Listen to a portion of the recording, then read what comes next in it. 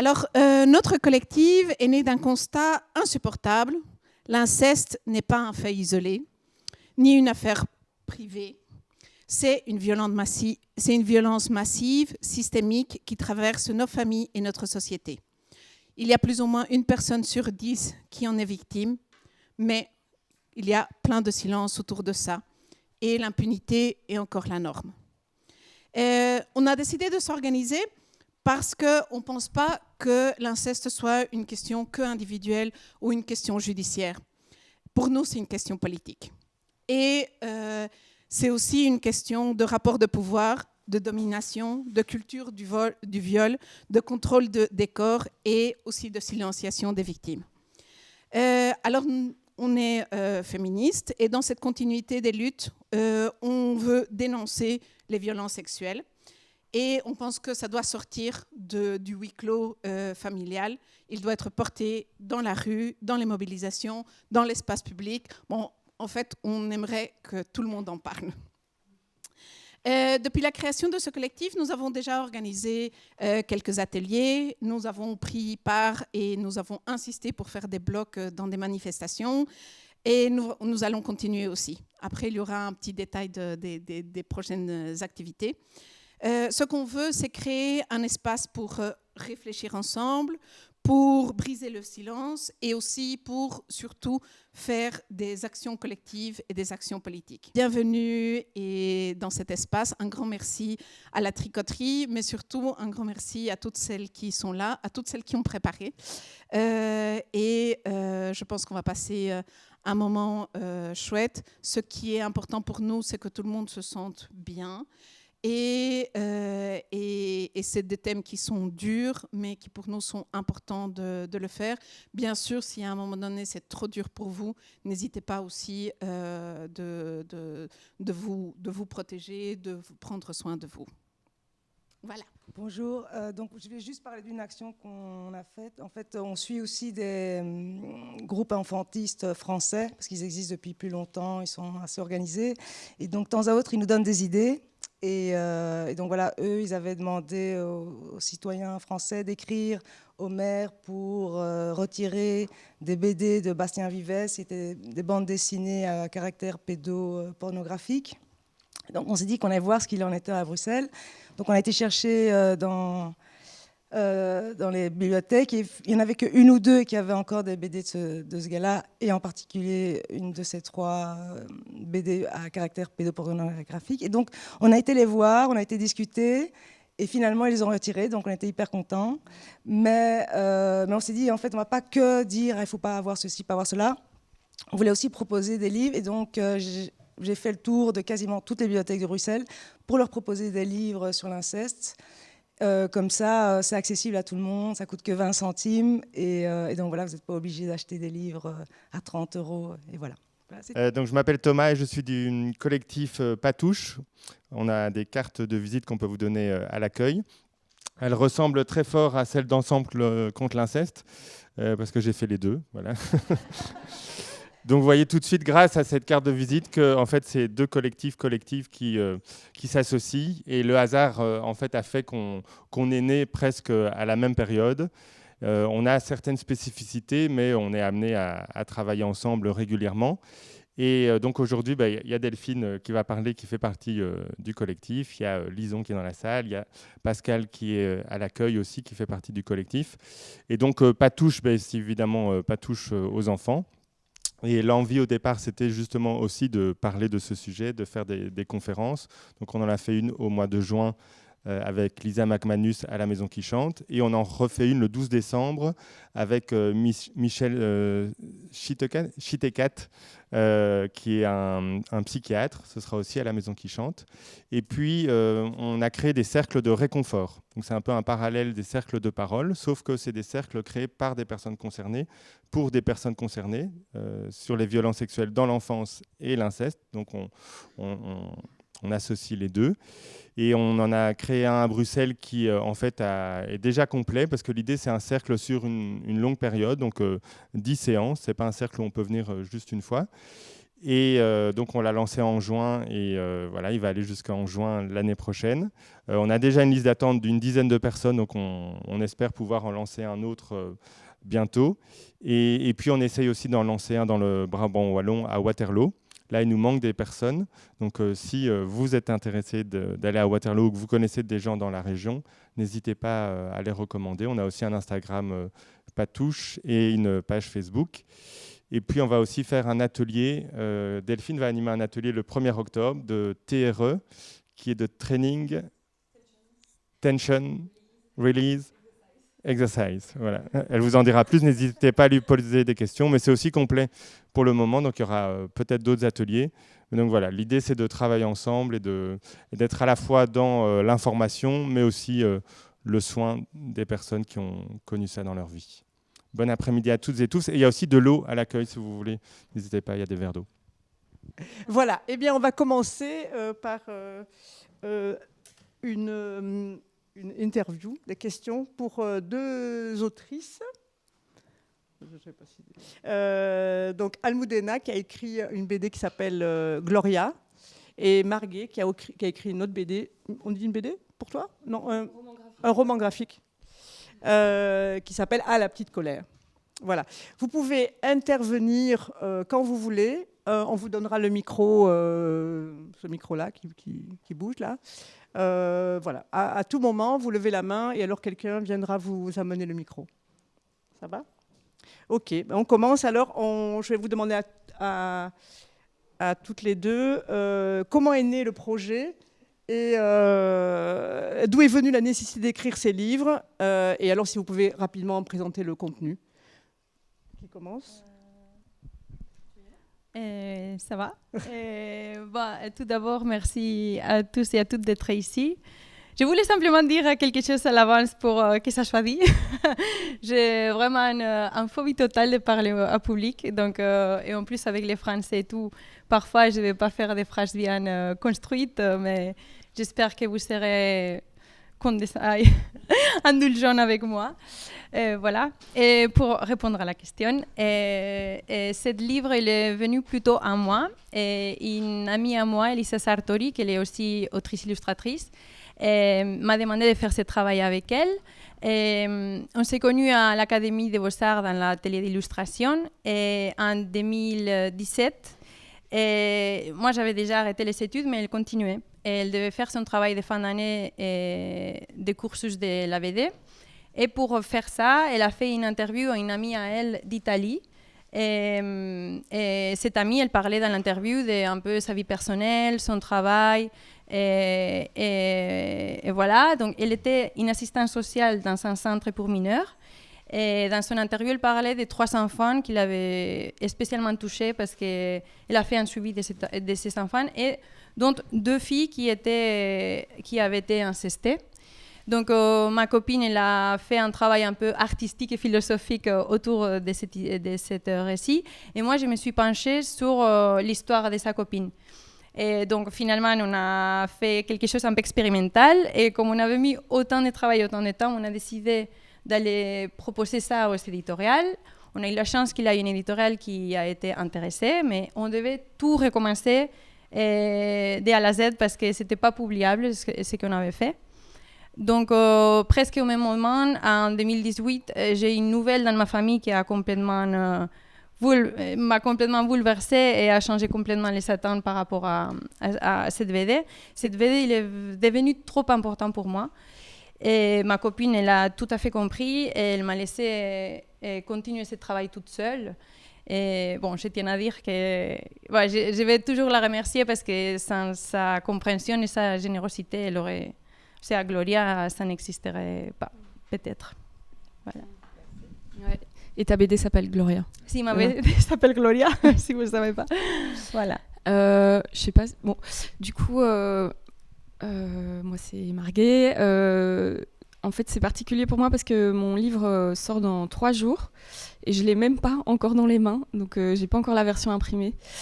Et du coup, voilà, c'est un peu une occasion rêvée pour moi de pouvoir en parler pour la première fois. Donc, je vous remercie aussi d'être là. Et c'est un roman graphique autobiographique, quoi. Je suis pas illustratrice à la base. Mes études, c'est la sociologie. Ça faisait quand même des années que j'adorais peindre et que j'adorais dessiner. Mais j'avais pas le projet de faire un bouquin. Mais ce qui s'est passé, c'est que durant la deuxième vague du Covid, je me suis retrouvée, comme beaucoup de gens, enfermée chez moi et avec pas mal de temps parce que j'avais un gros projet professionnel qui venait de se terminer. Donc voilà. Et m'est venu ce besoin en fait de dessiner à un moment en fait où ça faisait quelques mois que je sentais que j'avais des sensations corporelles en fait qui remontaient et dont je ne comprenais absolument pas l'origine. Et donc c'est venu de manière très en fait spontanée. Je connaissais le travail pour ceux qui sont un peu férus, celles et ceux qui sont férus de BD, de Julie Delporte, qui avait déjà écrit un bouquin qui s'appelle Journal, en fait où elle raconte elle-même de manière assez légère son quotidien au travers du crayon de couleur. Et j'étais quand même très, je pense, inspirée clairement par le travail de Julie Delporte. Et je me suis dit de manière très modeste, je me suis dit tiens, je crois que ça me ferait du bien de faire pareil. Je vais commencer à annoter en fait ce qui m'arrive. Et ça a été une vraiment super ressource, enfin plus qu'une super ressource, ça a été un travail complètement nécessaire au bout d'un moment parce qu'en fait j'avais besoin de me raconter à moi-même mes ressentis, ce qui était en train de me submerger progressivement. Et donc ce récit que j'ai commencé de manière très, très spontanée en fait m'a vraiment permis de comme créer un miroir en fait de ce qui m'arrivait et de me lire moi-même en fait. Et je pense que vraiment ce processus de me lire moi-même et du coup aussi de dessiner ce qui était en train de m'arriver et quelque part je le dis souvent, mais de m'accrocher en fait à la couleur, à l'esthétique, au beau, assez rapidement c'est devenu nécessaire et quasi obsessionnel quoi. Et donc c'est comme ça que le projet est né. Et puis bon, comme j'étais pas illustratrice professionnelle, évidemment il y a eu plein d'étapes peut-être sur lesquelles on pourra revenir après. Pardon, du coup, je suis émue, du coup, j'ai perdu le fil. Pardon.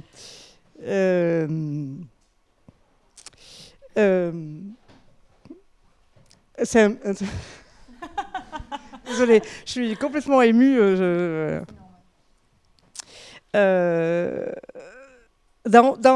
Almudena, dans tes recherches et dans tes lectures sur l'inceste, qu'est-ce qui t'a le plus marqué, en fait ? Qu'est-ce qui t'a le plus retourné ?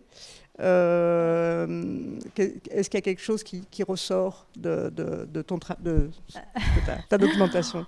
En fait, tout ce que j'ai découvert de l'inceste m'a complètement frappée. C'était une grosse claque parce que je me rends compte que je savais strictement rien sur l'inceste quand ça arrivait dans ma famille.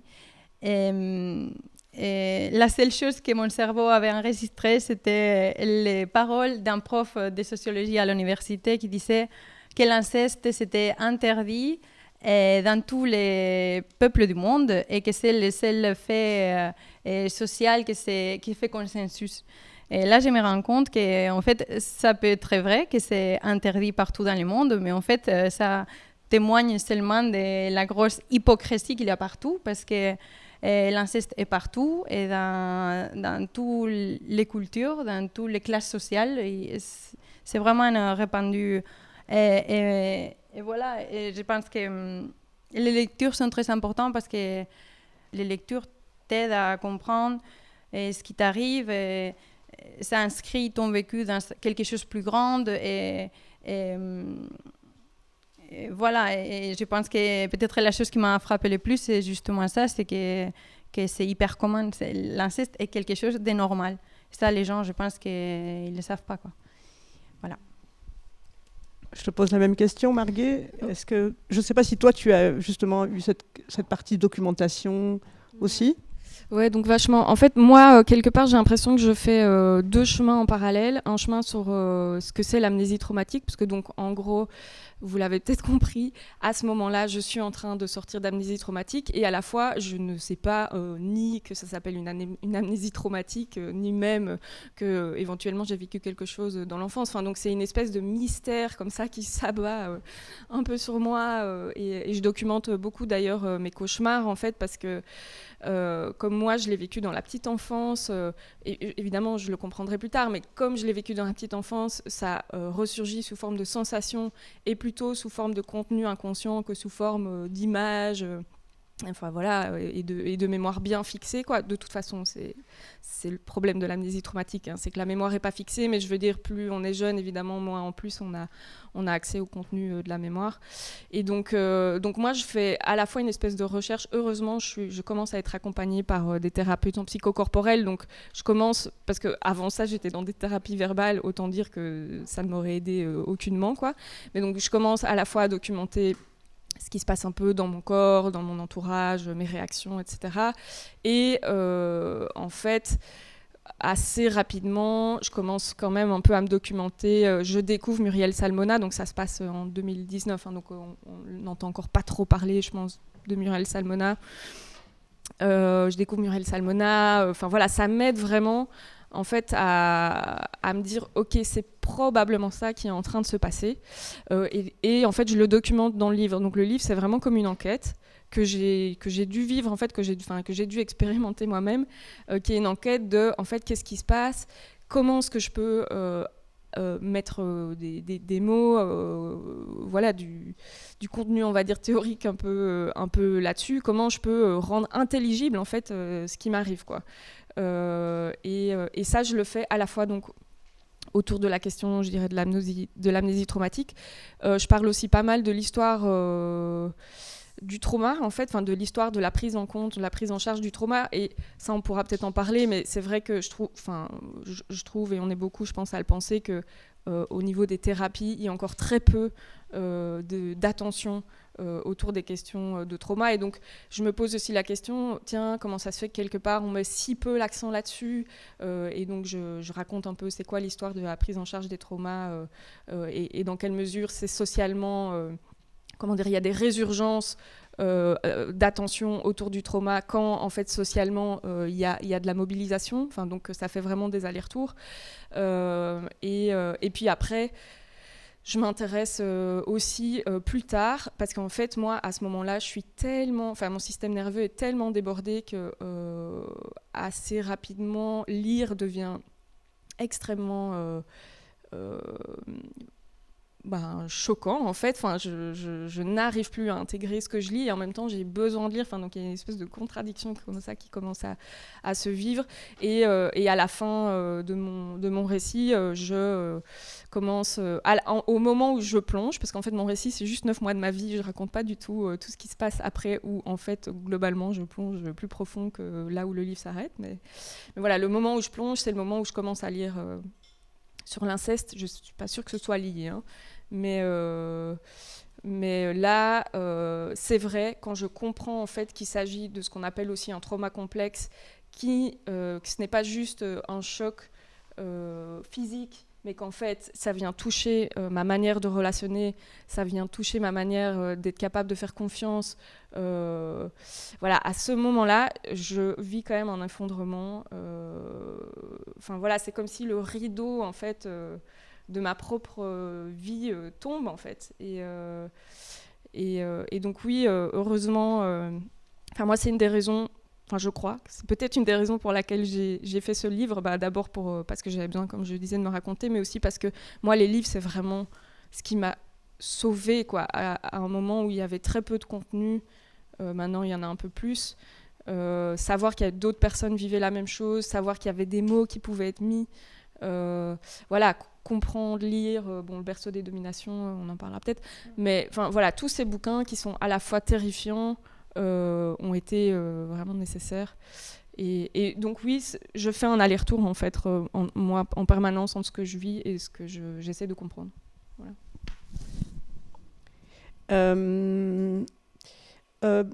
Almou, tu as proposé de résumer un peu les mécanismes de l'inceste. Et peut-être en mettant en avant les points importants que toi, tu voulais particulièrement transmettre sur ces mécanismes qui sont maintenant bien documentés? Oui, en fait, dans ma BD, je voulais vraiment... l'objectif de ma BD, c'était présenter les mécanismes de l'inceste. Je voulais partager avec les lecteurs tout ce que j'avais pris, notamment avec les livres de Dorothée Ducci, Verso de domination. En fait, elle a travaillé pendant des années sur les sujets comme anthropologue et j'ai trouvé son ouvrage super important et vraiment passionnant en même temps qu'il était effrayant. Et voilà, mais je sais que parfois lire des essais, c'est pas la chose la plus voulue par les grands publics. Donc ce que j'ai fait, c'est faire comme une synthèse de parties que je pensais que c'était les plus importantes. Et je les fais passer un peu plus facilement par les milieux de la BD. Et voilà, et j'utilisais la figure de la psychologue. Et il a un personnage qui est un psychologue et j'essaie de mettre des parties un peu plus théoriques sans changer pas trop les tons au milieu du récit.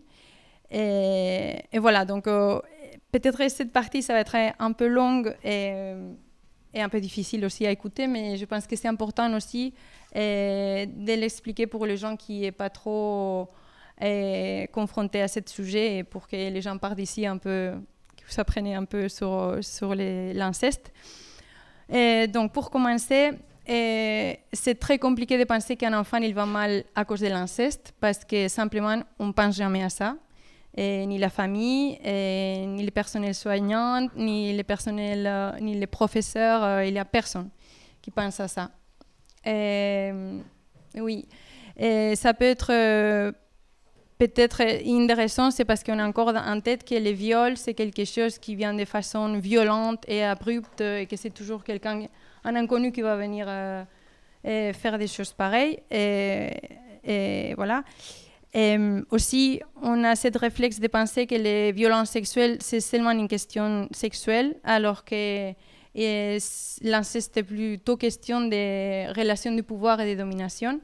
En fait, quelque chose qui sort dans les livres de Dorothée, de Verso de domination, c'est qu'il n'existe pas l'inceste entre jumeaux, et justement parce qu'ils sont en égalité de force. Et le fait qu'on a besoin qu'il y ait une différence d'âge pour que l'inceste se produise, c'est bien parce que cette situation va donner du pouvoir à l'aîné et il va mettre en situation de vulnérabilité les victimes, les enfants.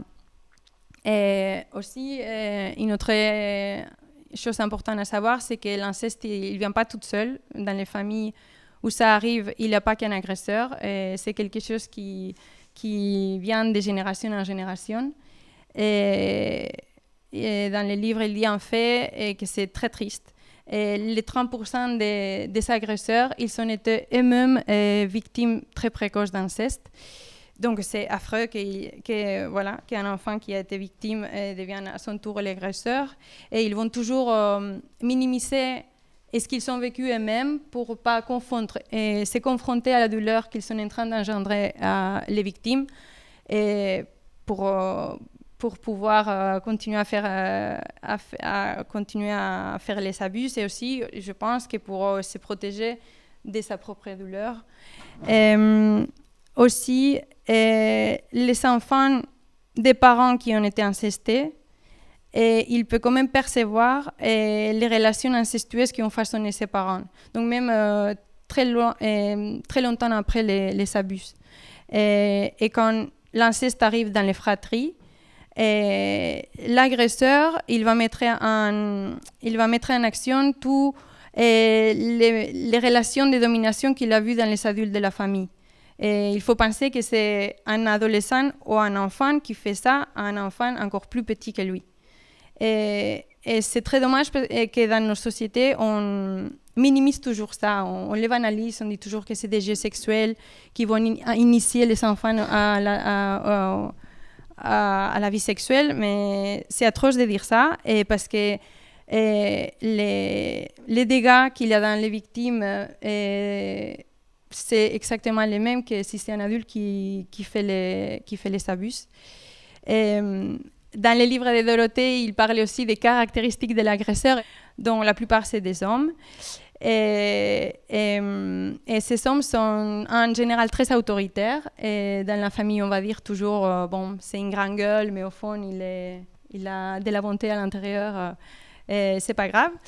Après, ils sont souvent très immatures, ils sont pervers, ils sont narcissiques, ils sont pas très bien dans sa peau en général, et ils sont aussi très vulnérables. Il faut aussi arrêter de penser que c'est des tarés ou c'est des malades, ou c'est des personnes très normales, c'est des hommes qui sont très bien intégrés dans la société. Et aussi, eux, ils vont rentrer en contact avec l'enfant par les jeux. Et petit à petit, l'affection va glisser petit à petit à quelque chose de sexuel. Et toujours progressivement, en mettant à l'enfant comme s'il serait à égalité avec lui. Et il joue toujours avec cette confusion des langues. Après, du côté de l'incesté, parfois ils sont très très petits, parfois ils ne savent même pas nommer les parties de son corps. Et quand les premiers gestes à connotation sexuelle arrivent, les enfants ils sont déjà appris à obéir à cet adulte, parce que les adultes de la famille, c'est eux qui ont l'autorité, c'est eux les pédagogues qui vont expliquer les normes sociales, qui vont expliquer les valeurs. Donc ils ne vont jamais penser à aller vers un autre adulte pour parler de ce qui se passe, parce que le fait qu'il ait l'autorité, il est légitime déjà pour faire ce qu'il est en train de faire. Et parfois, les enfants aussi, c'est compliqué de se représenter les abus sexuels, parce que l'agresseur, le reste du temps, il fait comme si rien n'était. Et par exemple, quand les abus arrivent la nuit, ils ont un peu de mal à comprendre ce qui se passe, et ils se disent peut-être qu'ils sont en train de rêver, ou qu'ils sont en train d'inventer. Et parfois, le reste de la journée, ces enfants, ils sont véritablement en train de divaguer, d'avoir un peu la tête ailleurs. Et aussi, oui, ça c'est une partie assez dure. Et parfois, les enfants, pour se protéger du dégoût ou de la douleur pendant les abus, ils vont penser à autre chose, et parfois, ils vont vraiment dissocier son esprit de son corps pour passer pendant les viols et ce qui se passe. Les victimes, les enfants, ils vont par après oublier les violences sexuelles qu'ils ont vécues. Et c'est un peu voilà ce qui est arrivé. Et voilà, et certaines de ces victimes, ils vont sortir. Ah putain, c'est compliqué ça. Je pensais que ça allait pas. Oh. Je pensais que j'allais pas pleurer. Bon. Non, jamais terminé. Sinon, ça va. Je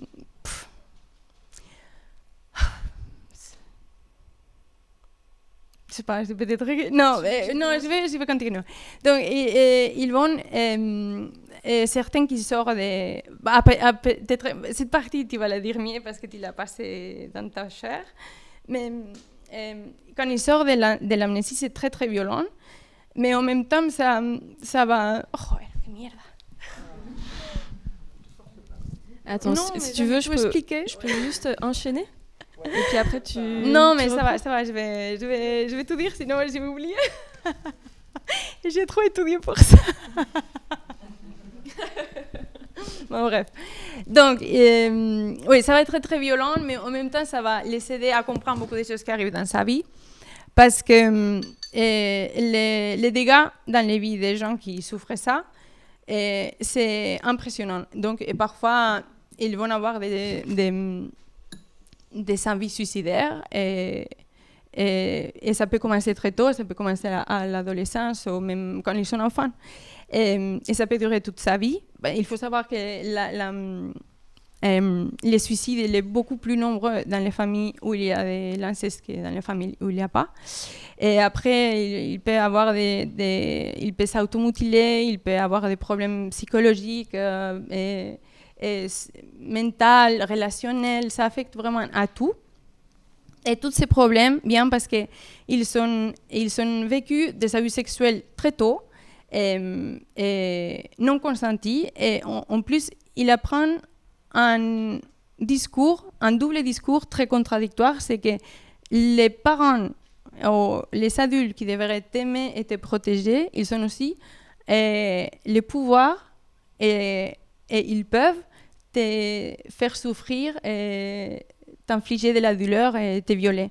Donc imaginons à quel point, comme un enfant qui a vécu ça, il peut devenir un adulte qui peut faire la différence entre les bien et les mal, et pour lui-même et pour les autres.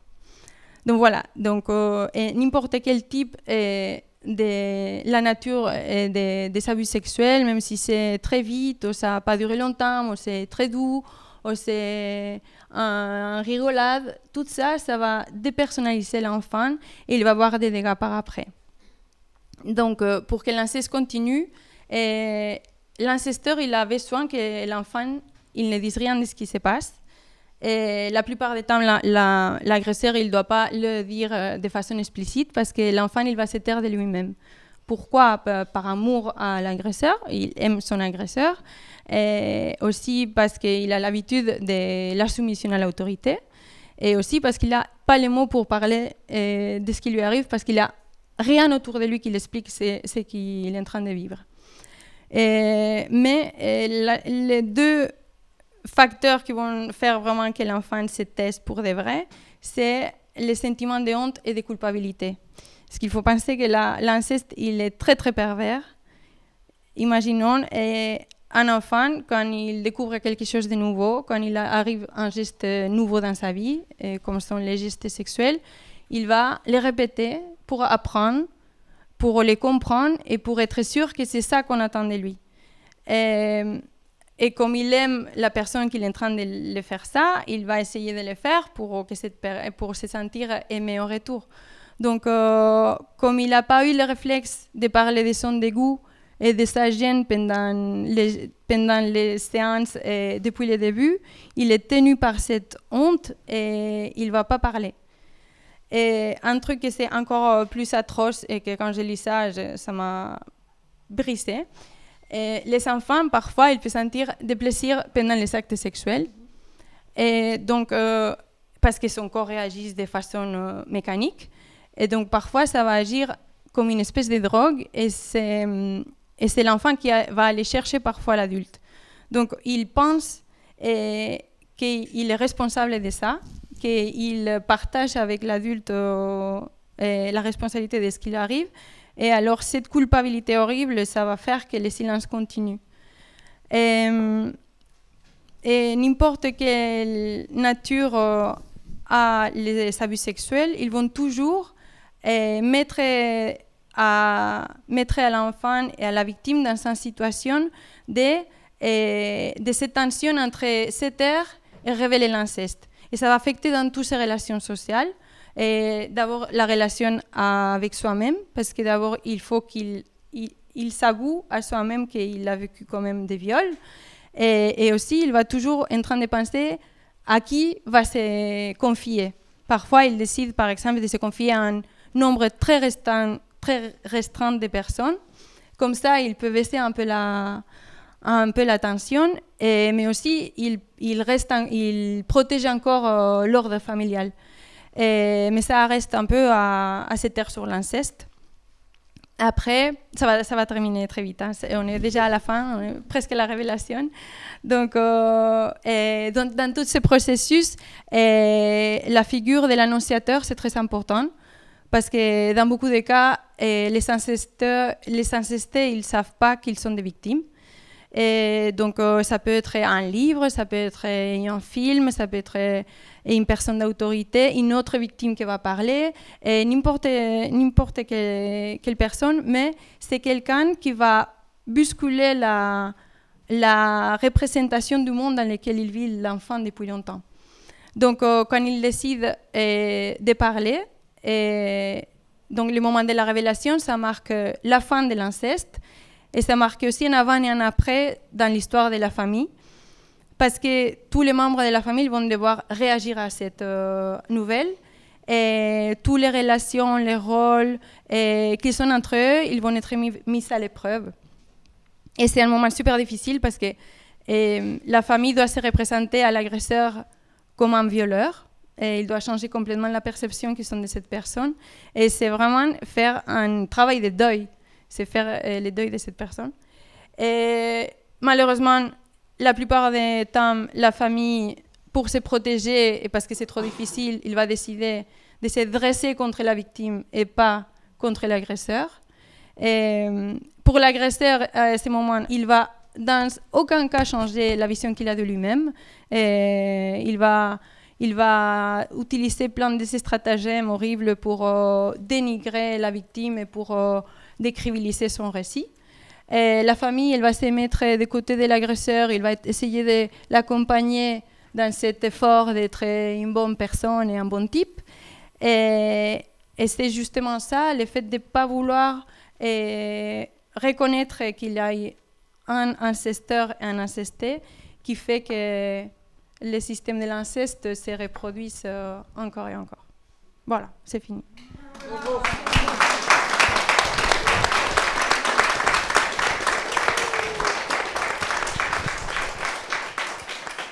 Merci, c'était super ce que tu viens de faire.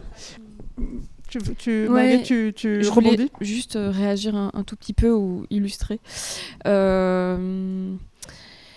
Donc je parle aussi un peu à la fin du livre de la confusion des langues et donc de ce truc de en fait on ne sait pas si c'est du jeu, pas du jeu, on ne sait pas si c'est de l'amour ou de la soumission, etc. Et du fait que moi c'est vrai qu'un moment, un autre moment charnière de mon enquête, on va dire, ça a été quand j'ai contacté le fils de mon agresseur, donc chez qui j'étais gardée, quoi, en somme, quand j'étais petite, et qui m'a dit que je m'entendais bien avec son père. Et en fait, je n'avais aucun souvenir de ça, mais en réalité, je m'entendais bien avec son père. Enfin, donc, on jouait ensemble, quoi. C'était un... Voilà. Et donc, j'ai appris, plus ou moins dans la même phrase, que je m'entendais bien avec son père, et ça a vraiment été foudroyant, quoi, pour moi. Aussi que, oui, il avait le souvenir que je m'étais disputée avec son père et que du jour au lendemain, je n'étais plus venue chez eux. J'avais 4 ans et demi, quoi. Et donc, c'est fou comme, en fait, dans notre société, on n'est pas encore du tout capable, je trouve, d'observer ce genre de phénomènes comme des phénomènes éventuellement problématiques qu'une enfant de 4 ans et demi se dispute avec un adulte et ne vienne plus. Enfin, comme si, en fait, vraiment, on était sur des niveaux horizontaux d'équité, quoi, ce qui n'est pas du tout le cas. Et c'est vrai que le problème, c'est en ça que c'est vrai que le livre de Dorothée Ducy est très fort. C'est que le problème, en fait, c'est qu'il n'y a pas de relation horizontale et bien souvent, c'est comme si on ne voyait pas ça et que l'acte fondamental, c'est un acte de soumission, en fait. Et Triste Tigre, dans Triste Tigre, elle le dit, et moi, au niveau du somatique, dans mon corps, ce que je ressens, c'est plus que ça ressemble à de la torture, en fait. Enfin, je veux dire, l'équivalent au niveau somatique, c'est quelque chose où il y a vraiment un acte de soumission, en fait. Enfin, dans ma mémoire corporelle, c'est très clair. Et du coup, ce qui est accablant, enfin là, c'est juste une illustration, mais ce qui est accablant et ce qui a été super accablant pour moi, voilà, qu'il est de moins en moins, c'est vraiment le sentiment d'impuissance, quoi. C'est vraiment ce truc de, en fait, c'est moi qui décide pour toi.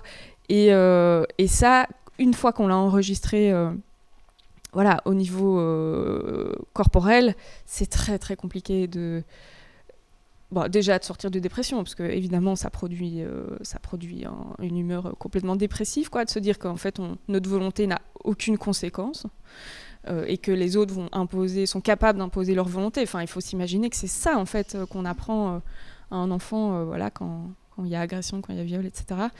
Et voilà. Et par ailleurs, je documente ça aussi. Et comme je suis sociologue, j'essaye aussi de faire des parallèles sur le fait qu'on a fabriqué, il y a des autrices qui disent que on a fabriqué les femmes comme ayant des corps désarmés. Enfin, je me pose beaucoup de questions sur comment ça se fait que je me sens si impuissante en fait.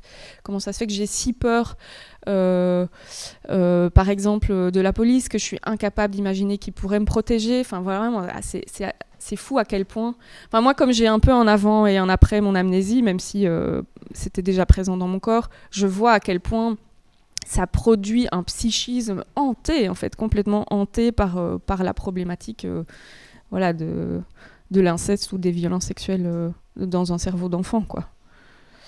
Voilà, et dernière chose que je voulais dire, c'est que moi, beaucoup d'images qui me sont revenues, c'était des images de jouets, en fait. C'était très, très étonnant. Quand j'ai fait de la libération émotionnelle et tout ça, j'avais souvent, très, très régulièrement, des images positives, hein, comme si je retrouvais des images de jeu, quoi. Et donc, je sais très bien que chez moi, ça se situe aussi très fort au niveau du jeu, en fait. J'ai très peur de jouer. Ouais, je pense que je peux encore dire que j'ai très peur de jouer. Il y a tout cet endroit où, en fait, ça paraît absolument sans confusion pour la plupart des gens, sont des endroits qui deviennent extrêmement confusants une fois qu'on a vécu ça, quoi. Et ouais, voilà. Merci. Est-ce qu'il y a une autre question ou est-ce qu'on continue? Merci. Oui, il y a une question.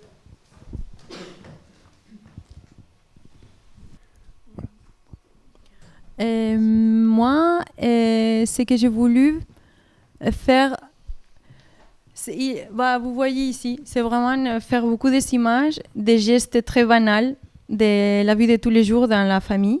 Et donc il y a beaucoup d'images d'une mère qui est en train de sécher les cheveux à les enfants, de faire à manger. Parce que j'ai parlé un peu aussi de machisme, donc j'aimais beaucoup les hommes qui sont en train de regarder la télé. Peut-être un peu trop cliché, mais bon, c'est vrai qu'on fait plus de choses à la maison. Donc oui, c'est ça. Par exemple, il y a des moments où je devais dessiner des parties très théoriques de la psychologue qui parle.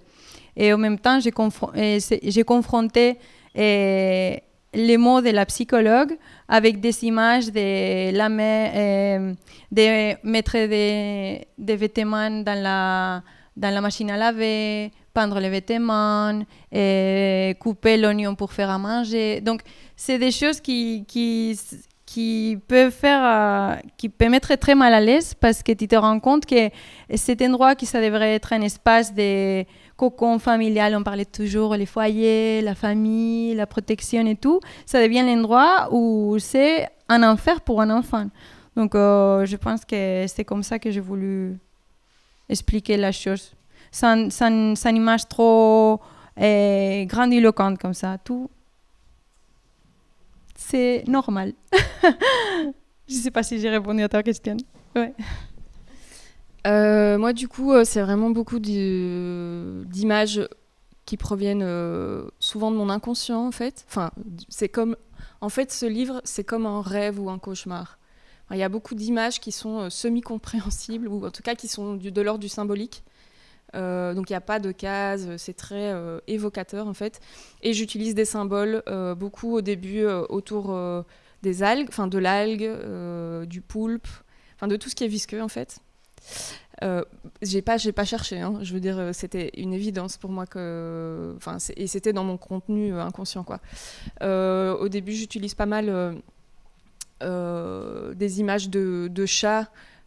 Ça appartient à mes rêves à moi, de chats qu'on étouffe. Parce que je suis assez persuadée, quand j'étais petite, je me suis identifiée aux chats, en tout cas dans mes rêves. Il y a quelque chose vraiment de cet ordre-là. Et puis après, je joue beaucoup avec les éléments, l'eau, le feu. Donc ça reste... Je traite le sujet au niveau symbolique parce que c'est vraiment comme ça que je l'ai vécu.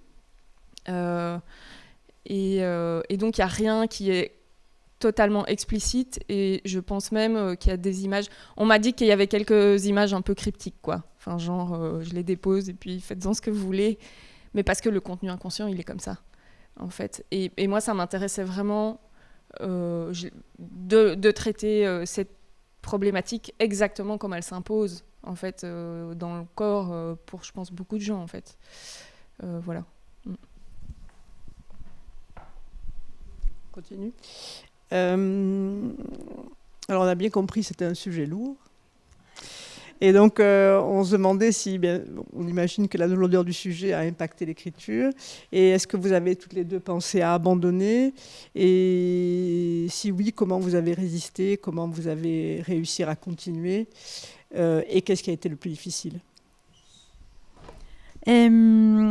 Oui, ça, par moments, c'était un peu compliqué de continuer. Déjà, seulement pas pour les sujets, mais aussi parce que tu te mets au travail, ça passe beaucoup de temps, ça met des années à faire ça. J'ai mis plus de 5 ans à pondre cette BD. Et tu te poses la question de si ça vaut la peine, parce que tu sais pas, tu travailles pour quelque chose que tu ne sais pas si finalement ça va se faire ou pas. Mais bon, au fond de moi, je pensais que ça allait se faire quand même. Et je pense que j'ai continué parce que c'était trop personnel pour moi. Et aussi, je pensais vraiment que j'ai fait quelque chose d'important. Et j'ai pensé aux victimes et je voulais vraiment les aider d'une façon ou d'une autre. Et au niveau des récits, c'était très compliqué parfois de faire certaines parties, surtout les parties où je devais représenter d'une façon plus ou moins explicite les abus sexuels. Et oui, parce que j'ai voulu faire cette BD et j'ai voulu parler de l'inceste et je ne voulais pas du tout édulcorer de quoi il s'agit. Je voulais vraiment montrer tous ces côtés les plus abjects. Mais aussi, je devais faire super attention à, comme les victimes, ils allaient prendre cette lecture parce que c'est très dur et voilà, je ne voulais pas les blesser. Ou je devais vraiment faire attention à comme ça allait être reçu. Et je pense que c'est le plus compliqué pour moi, c'était de trouver le juste milieu et de trouver cet équilibre. Et bon, je ne sais pas si j'ai su arriver, mais c'était mon intention au moins. La lourdeur du sujet a impacté ton écriture, on s'en doute. Et est-ce que non. tu as pensé à abandonner? Ah non, magnifique. Alors je te repose la question. Est-ce que ça a impacté ton écriture? Mais pas du tout. Non, moi j'ai adoré, c'était ma bouée de secours, en vrai. Voilà, je pense que j'aurais pas eu ça. En fait, je me demande comment les autres font. Vraiment, pour plein de raisons d'ailleurs, mais souvent je me dis, mais moi, j'aurais pas eu ça. Voilà, c'est pas si j'aurais survécu, pour être honnête, parce que c'était tellement présent en permanence dans mon corps que j'avais besoin d'être tout le temps en processus, de le dessiner, voilà, de me le raconter, etc. Et donc voilà, enfin moi ça a été un processus assez salvateur et d'ailleurs assez vite j'ai décidé de ne choisir que de faire des images globalement positives ou qui se terminaient bien. Enfin donc assez vite je me suis dit ok, en fait ce livre c'est un travail de visualisation quoi. Je sais pas si certains vous avez déjà fait de l'hypnose etc. mais c'est une des techniques qui est pas mal utilisée. Voilà, moi personnellement elle a à moitié marché, mais d'aller revisiter la situation vécue en hypnose et d'aller transformer l'événement au travers d'une hypnose. Et donc assez vite, moi j'ai bien compris que la visualisation c'était quelque chose quand même parmi d'autres choses qui était une vraie ressource pour s'en sortir. Et donc je me suis dit ok, ce livre c'est un exercice de visualisation pour moi quoi. Et donc, bien sûr, il y a des fois où je traite des images qui sont cauchemardesques pour moi, mais ce n'est pas du tout toujours le cas. Et voilà, et de remettre de la couleur, c'était vraiment comme de remettre de l'action dans la situation vécue, je pense. Donc, pour moi, ce qui a été compliqué, ça a été de me professionnaliser. Ça a été de me dire, OK, à un moment donné, qu'est-ce que je fais de ce travail? Et puis, j'ai eu des retours d'un gars qui bosse dans une école d'art via qui m'a plutôt encouragée en me disant mais il va falloir tout retravailler et ça c'est le moment où on se demande, moi je dois me positionner, est-ce que j'ai envie de devenir une artiste ou pas en fait, est-ce que ce travail je l'ai fait pour moi ou est-ce que ce travail j'ai envie de le partager? Et là pour moi ça a commencé à devenir une épreuve parce que j'ai dû tout apprendre sur le tas. Finalement j'ai bossé avec une graphiste que j'ai rémunérée de ma poche et tout, il y avait quand même vraiment un truc de ok, j'y vais, je donne tout, qui était un peu éreintant parce que c'est un travail moi c'est un travail très, très solitaire, voilà, j'étais pas dans une école d'art. Enfin, j'ai un peu pondu ça toute seule. Et donc, ce qui était dur, c'est que c'était un travail solitaire, en fait, et demandant quand même. Voilà, mais donc j'ai eu quelques amis qui sont là, merci, qui étaient des super soutiens. Ouais. Moi, je voulais ajouter quelque chose parce que toi, tu dis que tu te sentais pas, que tu n'étais pas artiste. Mais moi, j'ai exactement le même, si j'ai fait l'école d'art, parce que moi, quand j'ai décidé de faire cette BD, je n'avais jamais lu une BD de ma vie. Parce qu'en Espagne, c'est pas quelque chose que c'est normal de lire des BD comme en France ou en Belgique. Et en plus, l'Académie des Beaux-Arts, c'est centré dans l'album jeunesse et pas dans les BD. Donc, oui, ça a pris aussi du temps parce que j'ai commencé à lire des BD, de comment on fait une BD. Donc, voilà, c'était long.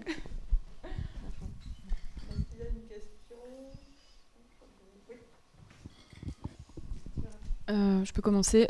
Donc moi, dans mon cas, c'est pas de l'inceste stricto sensu, c'est de la violence sexuelle d'un voisin, quoi, chez qui j'étais gardée. Après, clairement, dans mon imaginaire, c'était des gens qui me gardaient, quoi. Donc, c'est assez proche de ça, mais ça s'appelle pas de l'inceste. Et ma mère, non, n'a rien vu. Je pense que ma mère a sa propre histoire, comme souvent. D'amnésie, en fait. Je ne sais pas exactement ce qu'elle a vécu, mais en revanche, elle ne se souvient pas de son enfance. Et elle a eu une enfance extrêmement compliquée. Et donc, je pense que de toute façon, voilà, c'était clairement pas la bonne personne pour repérer peut-être des signaux faibles. Ça me paraît assez évident. Voilà, mais donc non. Mais c'était étonnant, et je finis là-dessus, parce que quand je leur ai quand même demandé de me parler de cette personne qui m'a agressée et de m'en faire un peu le portrait robot, c'était saisissant, en fait. Enfin, là, je me suis dit, mais comment ça se fait qu'ils ne sont jamais dit, tiens, on l'a quand même déposé pendant quelques années chez sa femme, certes, mais dans cette maison, et on n'a pas fait le lien avec le fait qu'il était manifestement dangereux et reconnu comme tel. Donc voilà.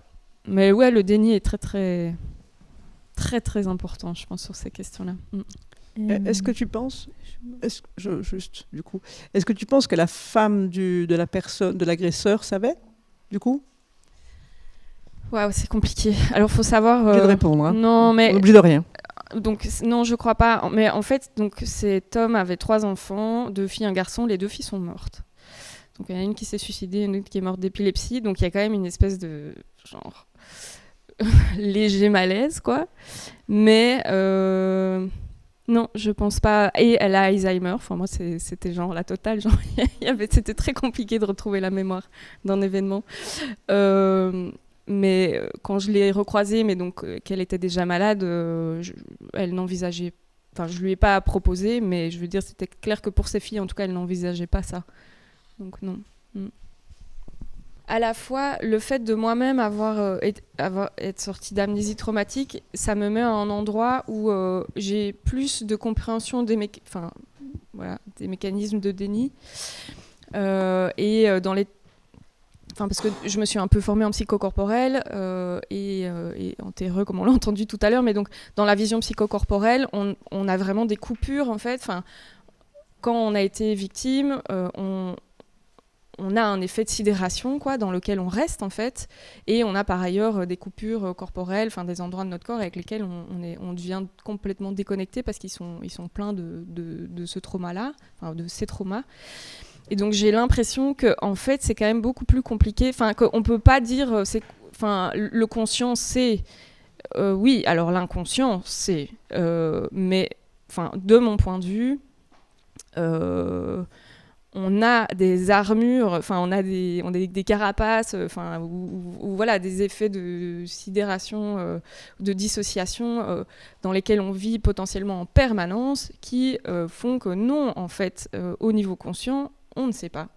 Et donc, je sais pas, pour moi, c'est pas si simple, mais je comprends qu'on ait envie de dire c'était tellement visible, en fait. Oui, en fait, juste t'as pas voulu le voir. Mais pour moi, c'est pas encore, c'est pas encore une évidence de pouvoir dire ça. Non. Je continue avec mes questions. Oui. Alors, on passe à la question de l'entourage. Donc, quelle a été la réaction de votre entourage quand vous avez annoncé que vous travaillez sur le sujet, surtout probablement qu'il allait être publié, donc j'imagine. Enfin, et la question est là. Et est-ce que ce processus de création dans lequel vous étiez a permis à des discussions du coup d'émerger dans votre entourage, dans la famille et dans l'entourage? Et moi? Allez, oui. Très bien. Très bonne modératrice. Dans mon entourage, mes amis et mon mari, ils ont été adorables. Et je suis très, très, très bien entourée. J'ai des amis en or et j'ai pu parler beaucoup avec elles. Et avec ma famille, ça a été beaucoup plus compliqué. Oui, donc, moi, j'ai utilisé un pseudo, donc ça s'est imposé très tôt d'utiliser le pseudo, et entre autres parce que j'avais pas envie, et professionnellement et dans mon entourage, d'être tout le temps, mon entourage familial que je fréquente de très loin, être forcément associé à ça. Voilà, c'est une vraie question, je trouve, d'utiliser un pseudo ou pas. À la fin du bouquin, finalement, je dis que je m'appelle Delphine Massé. Donc, je ne résous pas en fait la question du pseudo, mais disons que sur la couverture, j'ai un pseudo. Moi, mon bouquin, c'était vraiment, comme je le disais, un refuge. Donc, je l'ai partagé qu'aux personnes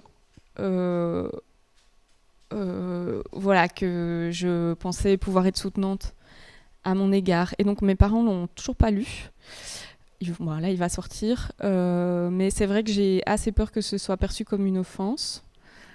Mais à un moment donné, j'ai décidé que c'était mon chemin à moi, en fait, et qu'il fallait que je le fasse simplement. Mais ça reste très compliqué. Je veux dire, en fait, dans ma famille, quasiment personne, ma famille un peu plus éloignée, personne ne le sait.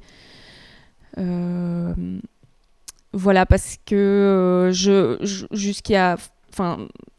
me sentais très fragile en fait par rapport à cette question-là, et donc j'avais pas forcément envie de recevoir. Je me sentais pas capable en fait de recevoir des critiques ou des incompréhensions, ce qui, je pense, peut souvent être le cas en réalité. Et donc je me suis beaucoup protégée. Ouais. Et du coup, excusez-moi, je suis un peu...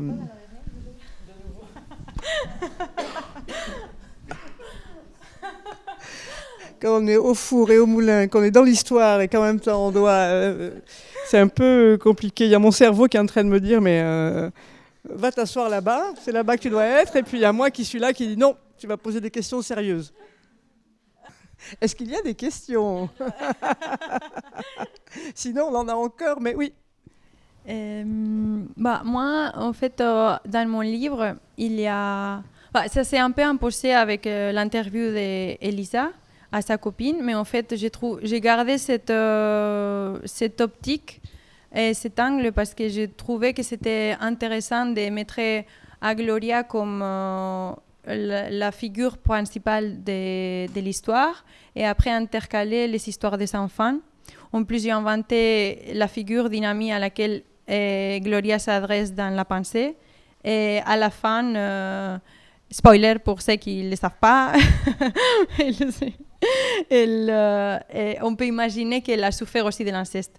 Et je pense que le fait que dans ce livre, il n'a pas qu'elle ait vécu d'une seule personne, mais qu'il a des histoires incestueuses dans différentes familles et qui affectent à différentes victimes, je pense que ça peut aider aussi à faire infuser un peu l'idée que c'est quelque chose de social et pas un vécu personnel de 4 personnes séparées. Après aussi, la note de la fin, aussi, je pense aussi que c'est très important de lire quand même des essais sur les sujets, parce que tu peux ouvrir à la société, à expliquer un peu le fonctionnement de la société. Et ça par rapport au livre. Après, on peut faire ce qu'on est en train de faire ici aujourd'hui. Oui, c'est ça, j'allais dire la même chose. Moi, pareil, donc je prends quand même du temps à expliquer que c'est un phénomène social. Bon, plus je m'intéresse plus à l'histoire de la psychanalyse et du trauma qu'à l'inceste en particulier, mais en gros, il y a vraiment des parties qui décrivent que c'est un phénomène social. Et moi, très tôt dans le bouquin, j'ai une envie en fait qu'on se rassemble sur ces questions. Et voilà, et clairement, c'est pas par hasard qu'on a toutes les deux participé. Enfin, qu'on participe à des collectifs actuels sur la question, parce que pour moi, c'est absolument nécessaire de faire les deux, en fait. Enfin, et j'ai l'énergie suffisante pour le moment pour faire les deux, donc voilà. Mais c'est sûr que là, je rêverais d'une espèce de mobilisation générale, en fait. Je pense que c'est de ça dont on a besoin, fondamentalement. Et après, on est bien obligé de se guérir en partie individuellement. Et moi, je suis aussi très intéressée par les propositions de thérapie communautaire et ce genre de choses, parce que je pense qu'aussi au niveau des thérapeutiques, il y a vraiment des choses à créer au-delà des cercles de parole. Voilà. Mais donc, je pense que oui, on manque fondamentalement de collectifs et que du coup, on est bien obligé d'être un peu au four et au moulin. Voilà. Ouais. Peut-être que je peux... Almou, te poser la question justement de ton engagement dans notre collective, puisque Marguerite a déjà répondu à la question, et c'est une question que j'avais, donc je suis un peu vexée. Peut-être que tu peux nous dire qu'est-ce que tu attends de t'être engagé aussi justement collectivement du coup. Ouais.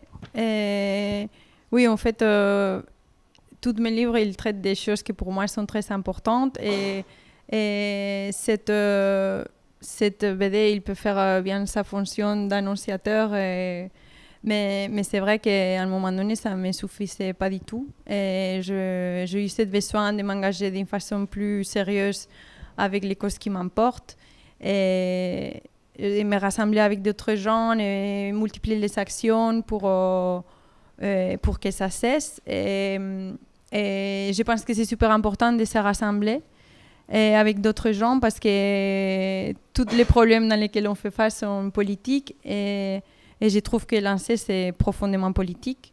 C'est qui arrive dans nos foyers, c'est politique parce que la famille c'est la base de la superstructure sociale. C'est de là où il vient les valeurs qu'après ils vont monter vers la société. Et on voit un peu dans quel état le monde actuel, c'est affreux. Et la perversion et l'hypocrisie de nos institutions, c'est plus que palpable maintenant.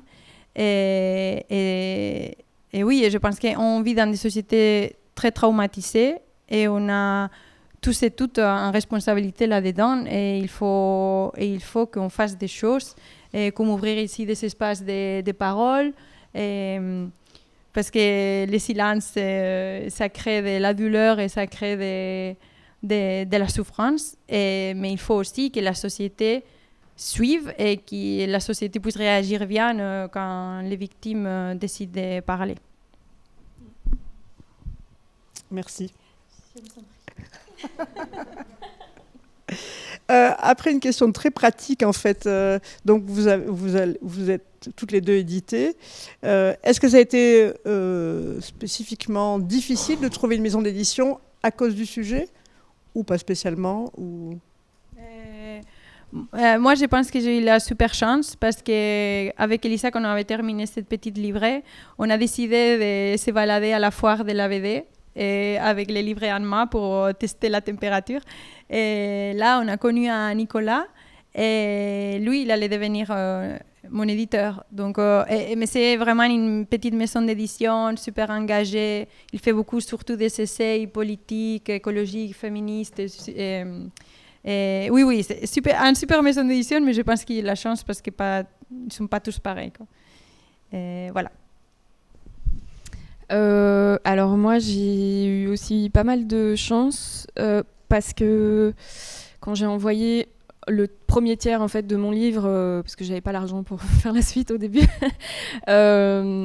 j'ai reçu une réponse très rapidement. En fait, j'ai visé en revanche des petites maisons d'édition belges, bruxelloises que j'aimais bien.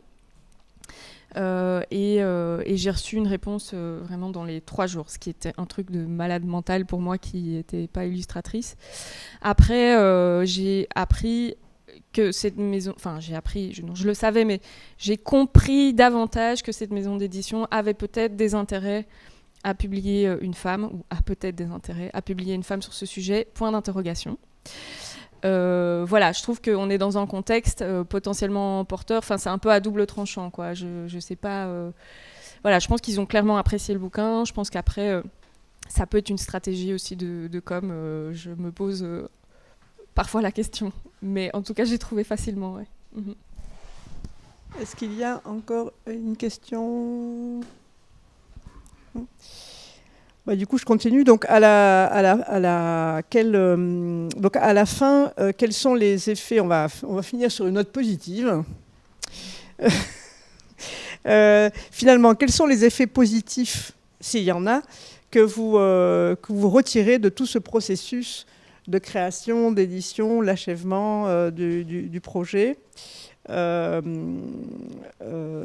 Et plus spécifiquement à toi, Marguerite, est-ce que le fait que quand tu les as écrites, elles t'ont aidé à moins douter ? C'est une sous-question. Oui, clairement. Donc, ouais, vous avez bien compris que moi, c'était un processus super lumineux pour moi. Enfin, donc, ça m'a permis de un peu moins douter. C'est marrant, j'ai oublié la suite. Ah oui, c'est ça. Et alors, pour moi, une des questions principales, voilà, à ce moment-là de mon existence, c'est comment me rendre justice, quoi.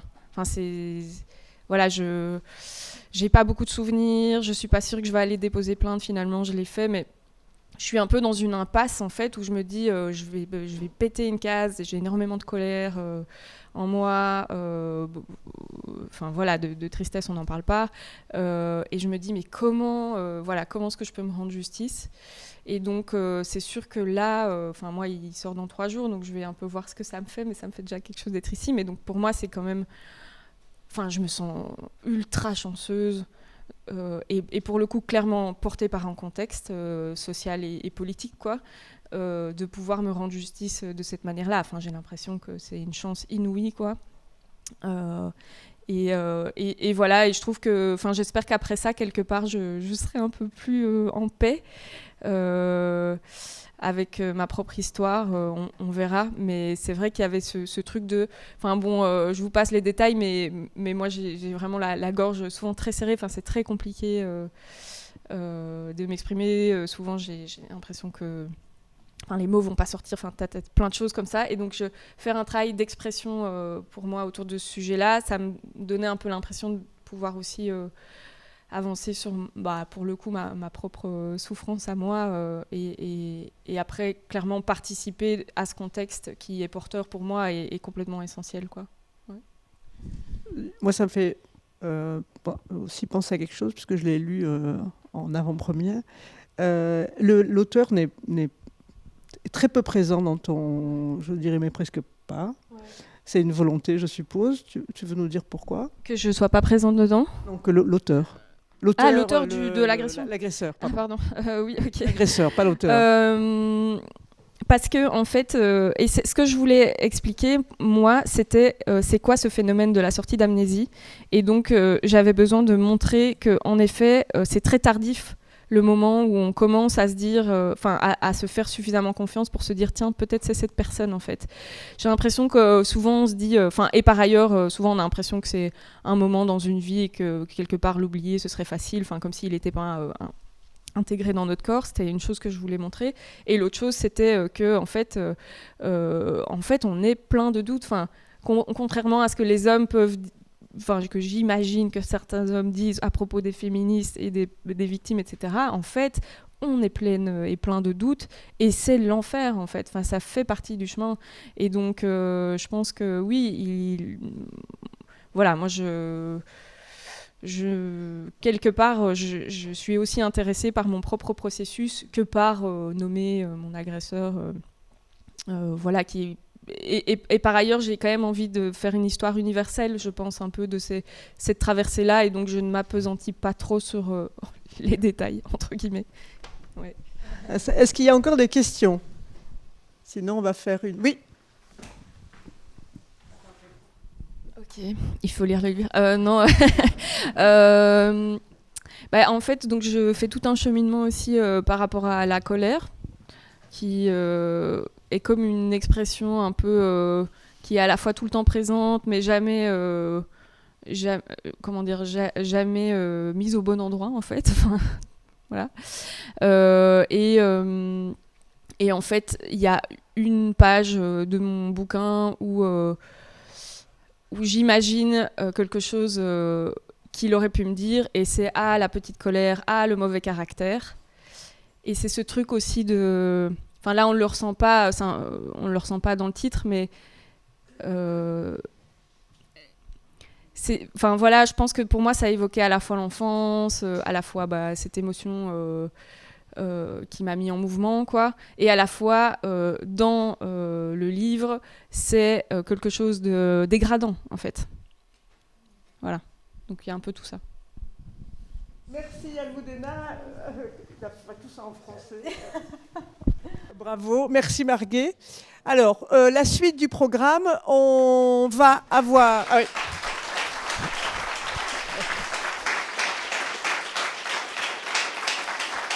Bravo. Alors, pour la suite, vous avez en haut un atelier fanzine, donc vous allez pouvoir l'écrire, et ça c'est avec Malika et Lilia, qui est là à côté.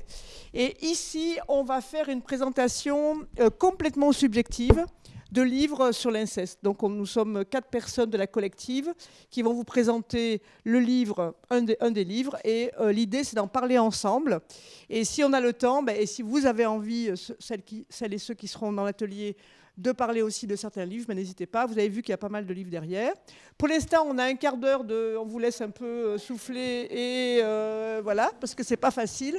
Et on se retrouve donc dans un quart d'heure à 4 heures.